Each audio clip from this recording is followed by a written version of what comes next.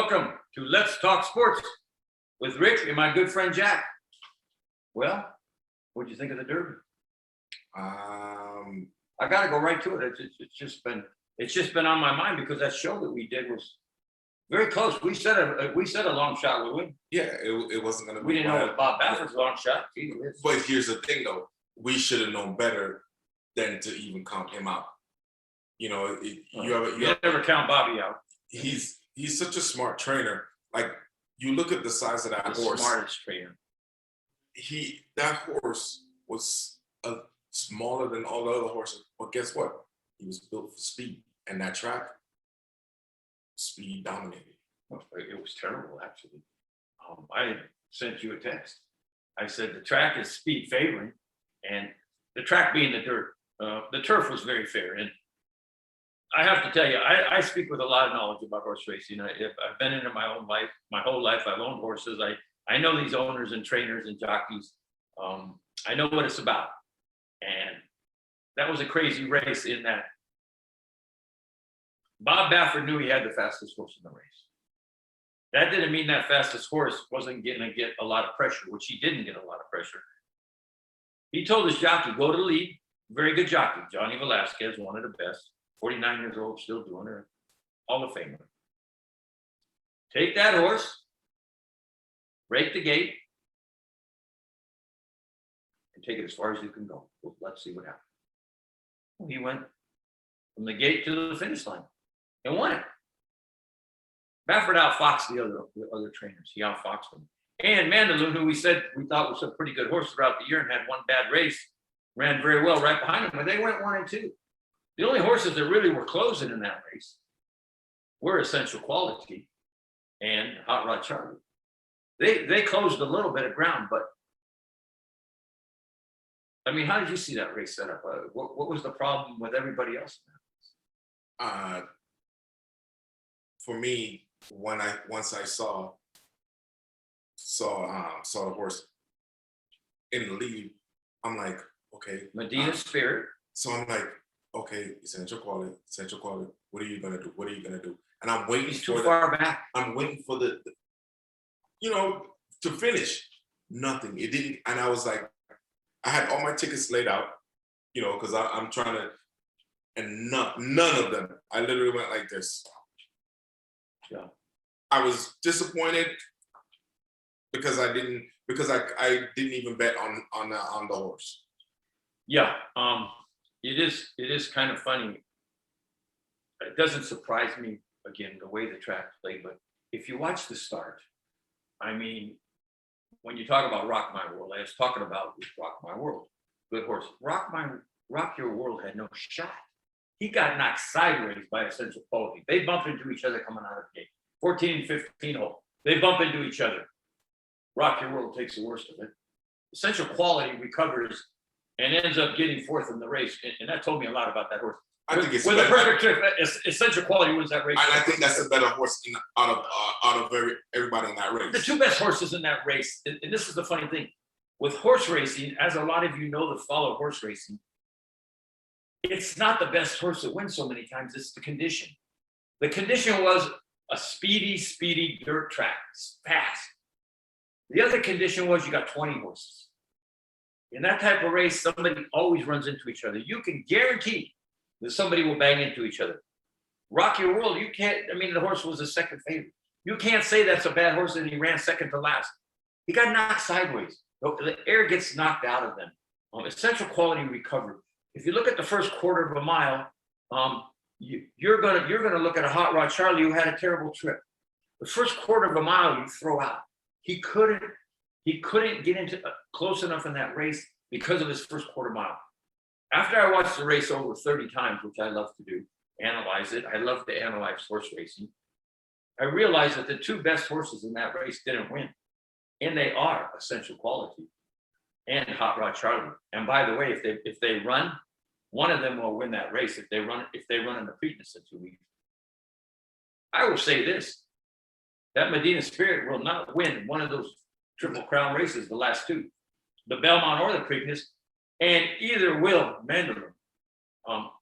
In the end, I bet on Mandaloun. I will say that I looked at it all and said, I got to get this horse a break. He only ran one bad race. Yeah, but And I threw out, and I literally did not bet Rocky World. I bet on Mandaloun across the board, win, place, and show. So, you know, I got all my money back plus a little bit. But, I mean, as I looked at that race, I was concerned about those horses running into each other because it happens. And I'll tell you, if I go back in my book, and I'm going to show you something funny here. Let me go back. And you're going to see something amazing. Over here, you see I had 3 trifectas. What do they say? Mandaloun, Medina Spirit, Hot Rod Charlie, 7, 8, 9. I had another exacta, Essential Quality, Rock Your World, and Highly Motivated. Those were my two trifectas, also boxed as exactas. Well, it came 7, 8, 9. I had it right, and I didn't play it. again, No, what happened was the betting app, there was a problem, and it kept spinning, and I couldn't finish my bet because there were so many people. I didn't get both trifectas in, and I didn't get the 7, 8, 9. But I'm right on the race. I'm right on the race. I'm right there. Look, these are the top 4. Medina Spirit, Mandaloun, Essential Quality, Hot Rod Charlie. Look, if I take those 6 and put them in a superfecta, box them, I got 4 of them right there. So, I mean, I was on the race, but I don't like the way it ended up. And I can't believe, I don't know about you all. I don't know how you did it, and we'd like to know. I hope that, you know, you did make some Kentucky Derby bets. It was a fun day, and nobody's over here crying over spilled milk. no, not at all. It's called analysis. We love to analyze these events. I felt pretty good as I looked at it. I had 6 horses that I was really interested in, and 4 of them finished in the top 4. If I had played them better, I would have probably be on vacation right now. But I have a tendency to do that when I'm not at the race or at the sports book. Sitting at home watching it on TV and betting on a sports app is not the way to do it for a true professional bettor. So, anyways, I hope you all won. Did you make any money, or were you just sitting there shocked at a long shot one as we proposed? So for me, where I made my money was on Friday when we were having a discussion as far as at the Phillies, at the Oaks, at the Kentucky Oaks on Friday. I do, you know, you mentioned Travel Column and Search Results, Yeah. and I really like those 2 horses, and I bet them, and I won both of them. Yeah. And Malavat was the winner, right? Yep. Yeah, Malavat won the race. And it was a good race. And, you know, again, Brad Cox, great trainer. I mean, I really like his Essential Quality. That was a good race. Congratulations on your win. So you made your money on Friday and put it back on Saturday. And then they just took it had right a lot back. of fun in 2 days. Yeah. Friday, I ended up getting real busy, and I just watched the race. I didn't have any bets. Saturday, I played a lot of races. I hit a couple other ones, but I just didn't like the way the track was run, the dirt. It's so speed favoring, and Baffert again took advantage of everybody. He outfoxed everybody, and those of you who know what happened there. Again, take that horse to the lead. He's, like you said, a small horse, fast horse, great jockey. Take him as far as you can go. Take him as far as you can go. And I've had that happen in races with my race horses. I've had fast horses that are not capable of winning races. But if I put them on the lead, maybe we'll get lucky. And I did that with several of my horses that weren't good enough finishers.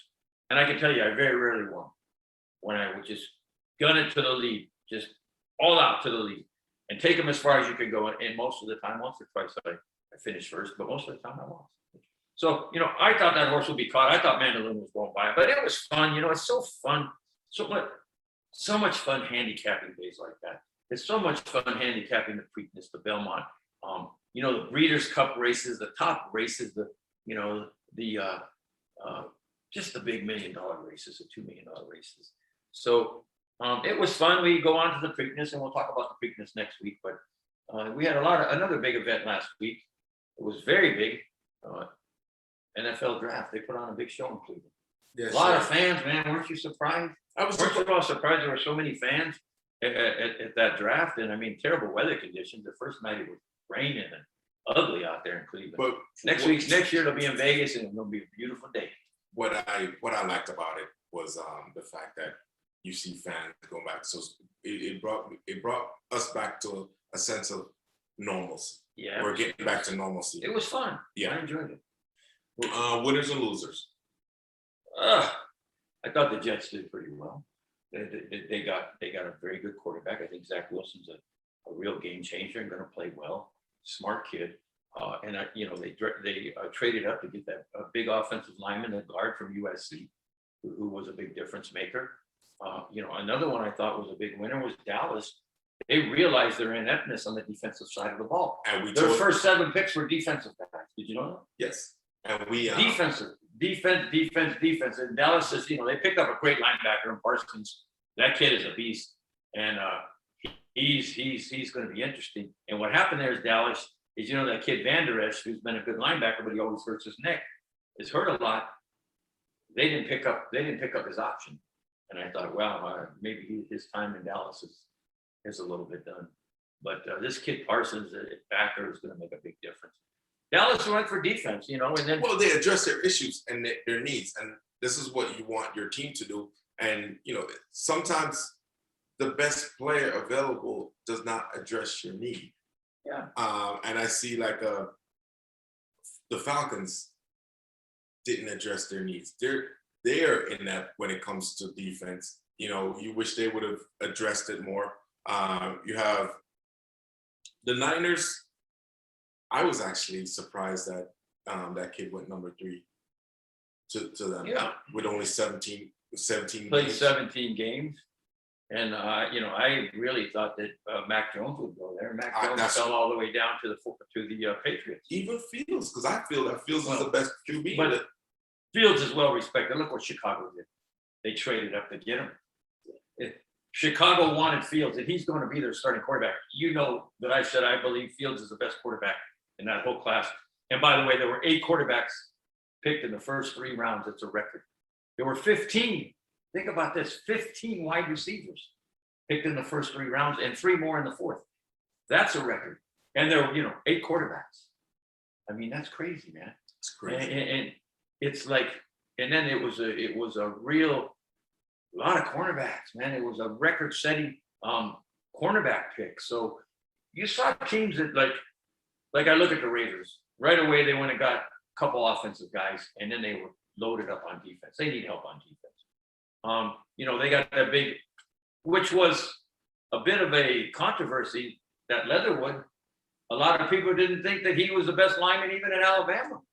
They said he wasn't a first rounder. They reached for him, but again, based on, it's not necessarily the talent. It's the talent for your scheme that you run that makes a big difference. It's whether you're doing a 3-2 or 4-3. It all depends on who. Yeah.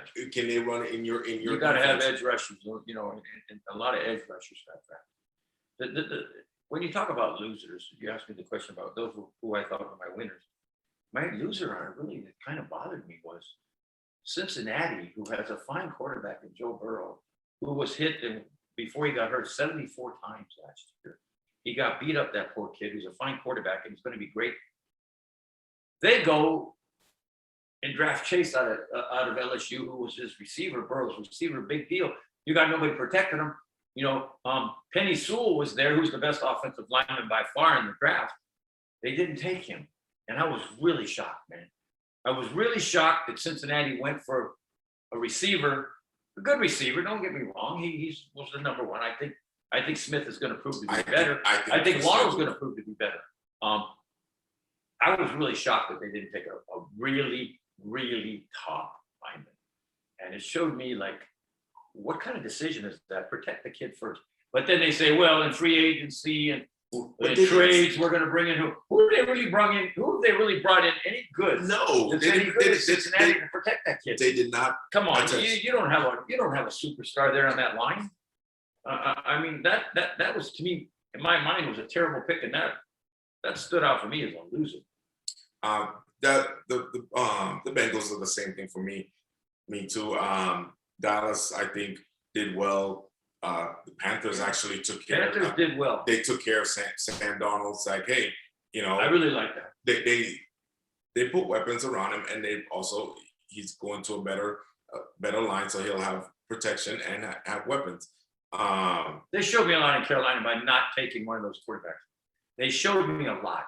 And I said, and they picked up his 5th year, Sam Darnold's 5th year. Give him that confidence. So they're saying, and this is what I said all along, Sam Darnold is a good quarterback. He has not gotten the opportunity. And you watch this kid this year with an offensive line. You watch this kid with some receivers and running backs. He is going to have a good year. He's not a bad quarterback. He's really not what the Jets made him out to be. And so, And he's a fine young man, by the way. Back when you said the Jets did, you like what they did. For me, I would have wanted some more protection. They, obviously they didn't sign anybody in free agency to beef up the O line, because Zach Wilson's still gonna need protection. No matter how good you are, if you're not protected as a quarterback, it's hard. It's hard for you to succeed. Everybody, everyone's not a Patrick Mahomes that keeps the play alive and do the extra things. So stop trying to get the next Patrick Mahomes, get the right quarterback for you. And right now, they did not protect the quarterback that they got. By the way, you talk about protecting the quarterback. Kansas City loaded up between trades, free agency, and rookies. They got that offensive line covered now. And they address the needs. They're too deep now. And what I mean by too deep is they have a first string and a second string that is deep. And they're going to look good. And Kansas City said, we're not going to lose by not protecting homes. We are not going to lose like we lost to Tampa Bay. And that was pretty cool. The question I wanted to ask you, and I know that all of you viewers and fans want to know about, how was this bomb that Aaron Rodgers dropped on draft night, hours before the draft, to say, I want out of Green Bay. I no longer want here. It shook the whole draft up. It was the talk. How is that going to affect the NFL, in your opinion? And is Green Bay going to adhere to his request? What's going to happen there? Well, right now, what he wants is the GM to be fired. It's not as easy as any other team in the country, whereas basically the city residents in Green Bay actually own the team, and then they have a board of directors, and then the board selects the president and all that stuff. So it's hard to get the guy fired. But what shocked me was the fact that it came out on draft night. Yeah, Aaron Rodgers. But it didn't shock me, because then I've always remembered throughout the years, he's always had issues with, say, like family members. At one point, I don't think he talks to his family like that. The guy can be petty. Yeah, I can see why. Let's face it, he's a bit different. So I can see why he would do that. But he's also looking at the success in Miami, with Tampa Bay, so he's looking to say, hey man, let me call the shots myself. I don't want to play here because you disrespect me last year. Instead of getting me a weapon, what you did was you got my replacement. So that means you have no confidence in me. So it's time for me to leave, or the president to leave. That's how you look at it. It's interesting. And I think that Tom Brady kind of set a new roadmap for great quarterbacks. And what I mean by that is he went into Tampa Bay, and he's not only the quarterback there, they made him like a coach. And what I mean by that, he told them, hey, you need to bring in these players. You need to bring in Antonio Brown. You need to bring Gronk in. You need to bring in Leonard Fournette. I'll call them for you, but I need you to sign these guys. And what did they do? They listened to Tom Brady. They signed those 3 guys. And they won a Super Bowl. But didn't all 3 of them make touchdowns in the Super Bowl? Yes. Yes, they did. And then what happened in the offseason? Brady said to them, I'll take less money. You need to sign all of these people. We need all 22 starters back. They said, okay, Tom, you've done great. You're like a coach here. We love it. We love your input. We love you. You're like a general manager. You're a great quarterback. You're a great leader. But man, you can even lead in personnel. And they signed all 22 back. Everybody's back. Some guys had already had their contract, but guys that didn't, they resigned. In Green Bay, Aaron Rodgers is told what to do. He doesn't like it. He saw what happened with Tom Brady, and it set a new tone. He wants more responsibility to say, bring this guy in. Is he going to get rid of this guy? Is he going to restructure his contract to take less money? No, we don't know that. So you can sign other people. I don't know what their cap restraints are there, but I believe he would if he had to. Because you can't. He just wants more authority there. And if you tell him, okay, what do you think we should do on offense? What do you think we need to do to be better? What do you really? But it's not want to their see us do? offense that's an issue. It's their defense, and we address You really that. think they have enough on offense? Yes, Tampa Bay beat the heck out of them. I mean, Aaron Because Jones. Aaron Jones. it's I mean, their they're a one defense. running back team. Aaron and Aaron Jones is a great running back, great receiver also. They It's- banged him up. They hit him. They hit him, and they hit him, and they But hit him it's till their he quit. defense. It's their defense that I didn't didn't think show their up. defense was that bad, but they can improve that. They need to improve that. There's no doubt. But what are we going to do about Aaron Rodgers? That's the number one topic in Green Bay. Are they going to keep him, or are they going to get rid of him? What do you say? So What do you all say? they Are have they to going to keep him or get rid of him? for salary cap purposes, they have to keep him. If they trade him, I think he's owed like 30 million, but if they trade him, they're gonna owe him like 37 million. On their that's gonna go towards their cap. So it's cheaper to keep him. Okay, well, and they want to put up with that all year, the aggravation of it, like Harden did until they got rid of him in Houston and gave him what he wanted and sent him to But- Brooklyn. They're but going to you put up have- with that all year. But you have to also realize that it's an MVP. You Yeah, also well, yeah, Harden's an MVP too. I'm just saying that it can cause a lot of problems.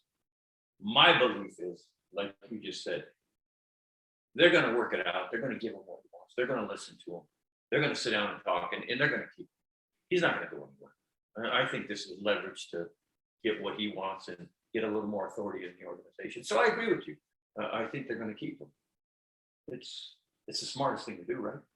no. If they can get him, if they can't get him on the same page, you got a nightmare. But I think You got a nightmare. a lot of that stuff is, pillow talk and then not listening to pillow talk. So then now I got to put it out there in the world. So then now you realize that, hey, what I told you behind closed door and nothing happened. No, I'm telling the world so that you know and the world knows. Yeah, I think it was a pressure ploy personally. I don't think he's going anywhere. What do you fans think? I mean, it's a big subject because if he leaves Green Bay and goes someplace else and makes them a contender like Brady did in Tampa, it upsets the balance of the NFL. I think that there's some really dominant teams right now, like a Kansas City, who's going to be there again next year, and some teams have beefed up. But let us know what you think. Is Aaron Rodgers going to be in Green Bay? What are your opinions? Is it just a play to get more something, or does he really want to get gone? Does he really feel disrespected? Tell us what you think. I don't think he'll retire in Green Bay. I'll tell you that much. Well, that's a good point. I don't know. He's the kind of guy that's going to tell you he's not going to play this year. I'll just play, and I'll be a free agent next year, like Le'Veon Bell did. How's he done since that happened? Remember good old Le'Veon Bell in Pittsburgh, so good, and I'm not going to play for a year. How did he do with the Jets? He went to Kansas City. Yeah, and how did he do with Kansas City? They went to the Super Bowl. Yeah, how did he do? Anyways, Is- if you got the ability to play, sometimes take a step back and understand that it's a team sport and you're part of a team and try to get along. Le'Veon Bell wishes he was back in Pittsburgh, believe me. I don't want that to happen to Aaron Rodgers. But Hey, they just got a good replacement for him, which was surprising for them to pick him up in the first round. Najee will Najee Harris, my favorite player in the draft. I'm glad you brought that up.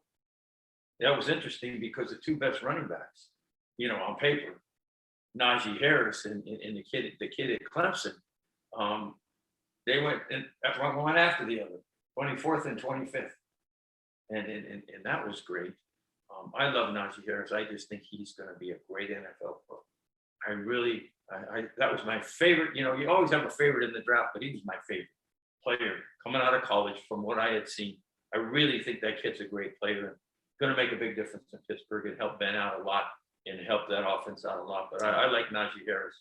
And who was your favorite in the draft that got picked up by a team you like? I gotta go with Justin Fields. He was my. I was happy about that too. He was the quarterback that I wanted the Jets to pick. Once the Jets were out of the running for Lawrence and had the second pick, I'm like, okay, give me Justin Fields. Give me Justin Fields. I'll take Justin Fields all day long. I like the kid got heart, and the kid has leadership, you know, and I like him. So let's draft him. I'm cool. I'm happy with that. And then, obviously for me, like Zach Wilson came out of nowhere. Well, yeah, he had a big year this year. He did, but as far as the talks, as far as him being up there, as far as one of the top QBs in this draft, all of a sudden after the season was over, his PR people, they did their thing, making sure that teams saw him, and he made that incredible throw on his pro day, and he woke up the other rookies. Yeah, he's going to be a starter, and Fields is going to be a starter. But it was a fun draft. It was a great day. It was a lot of fun. Again, I was glad to see a running back. I really like Najee Harris to go 24th and Travis Etienne to go 25th. Two great running backs. And Fields' thing was neat. But it was a great draft. Vegas, get ready. The draft the next 2 years is in Las Vegas. They're going to do something real elaborate, real special. They're going to way outdo Cleveland. But the draft was a lot of fun, and thanks for your input on it. We got to watch it, and the knowledge is great. Thank you for your knowledge on the draft, and I hope you all enjoyed that part of it. We're going to finish up quickly. Horse racing and draft took up a lot of our show today. Just quickly on Major League Baseball, what do you see going on? The teams that were doing well last week are not doing so well this week. Holy moly! How about the Dodgers? That's 13-1. What are they? 17-12 now. Yeah, and then in fact, just lost one of your pitchers. Yeah. Dustin May. Probably gonna have Tommy John surgery. 21-year-old pitcher. He is going to have Tommy John surgery. He's out for the year, and he's not, their main guy. Trevor Bauer and Kershaw are their main guys. I know, but he made a difference. Well, he was a starter and a good starter, so you've got to replace that. I mean, they have Urias as another starter, and the Dodgers are gonna be okay. They've had a few injuries, few key players left. Losing Jacques Vaughn was tough. So Dodgers will be okay, but Boston's playing pretty good ball. Kansas City was playing good. You're right until this week. Who's a surprise to me is the Giants. The Giants are in first place in the West. They surprised. The Padres are playing good ball. What really opened my eyes is when the Padres and Dodgers played that series, and just the back and forth and that rivalry. I'm like, you know what?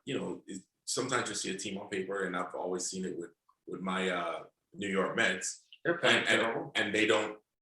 They're great on paper, but we don't see it in the lineup. They score no runs, and they're getting great pitching. They got the best pitcher in baseball. Yes. And they can't win ball games. So what they actually did was they fired they fired a pitching coach. Yeah. So I should see some difference here right now. I just in a couple of weeks or so, hopefully. Yeah, they got to get all that money they spend on Lindor, and it's not paying off. It's a lot of teams in the National League West are playing good, like I said. Who's disappointing me right now this week is I had so high hopes for the Angels. They started so good. They did. And now they're under 500. There's a lot of teams under 500. Pitching is dominating the game. They're setting all kinds of records, these pitchers. Hitters are not dominating. Pitchers are dominating. But it'll be fun. It's early. Let's continue to watch it, see how it shakes out. Let's see if the hitters catch up to the pitchers. Pitching is dominating the game. It's a record-setting year so far with a number of strikeouts. It's crazy the number of strikeouts this year. Shutouts, a lot of shutouts. But it's always fun, Let's Talk Sports show, because there's so many interesting things going on. This week it was really Kentucky Derby, the draft, and we'll continue to enjoy baseball. Hockey playoffs are going to start. We'll talk more about hockey and some of the big car races that are coming up, and some of the UFC big matches that are coming up. Big tennis throughout the summer as always. But we'll find the relevant subjects weekly. We'll talk about them. And we enjoyed the subjects we talked about this week because it's fun to happen once a year, the Kentucky Derby and the NFL draft. So that was fun. Thank you for watching. Thank you for tuning in. Give us your opinions on the Kentucky Derby, your favorite NFL picks, your favorite NFL team, and did they improve themselves? Communicate with us. I mean, we will communicate back. Jack is really great about that. He looks at all our views and communicates back. And he's a friend to all of you viewers. I'm a little slower than he is, so he's the main guy on communicating with all you fans. I'm just the pretty face of the team. But ha ha ha ha ha, laugh. Anyways, thanks for watching. To all you mothers out there, happy Mother's Day.